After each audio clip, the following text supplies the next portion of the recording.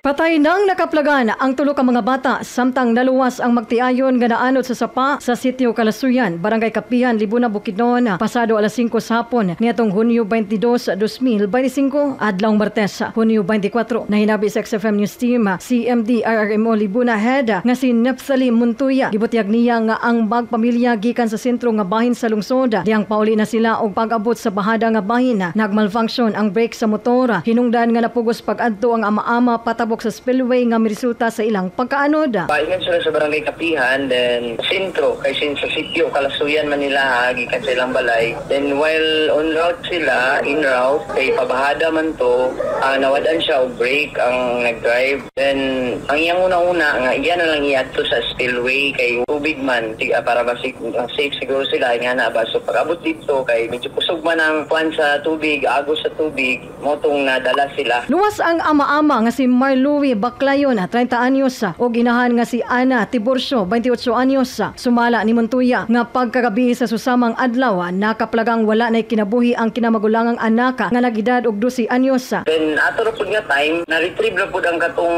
magulang kanang dito ra sa unahan. Mao to yung una nakita. Then nag-try pa nila revive, nanawag sila sa amuha sa rescue. Then gidala sa hospital pero dito na arrival na. Samtang alas 6 sa buntag, Hunyo 23, napalgang patay ang ikaduhang anak nga nag-edad og 8 anyos. Ug pagka alas 9:30 sa buntag, Hunyo 23, napalgang wala na kinabuhi ang kamanghurang anak nga nag-edad og 4 anyos. Ito na sa ubos, mga around 6 kilometers ikan sa nahulo na sa spillway. Dito po naman nakita ang katong 4 years old ang bata. Apart na siya sa Limbalan, Baungon. Ito na sa ubos, mga around 6 kilometers ikan sa nahulo na sa spillway.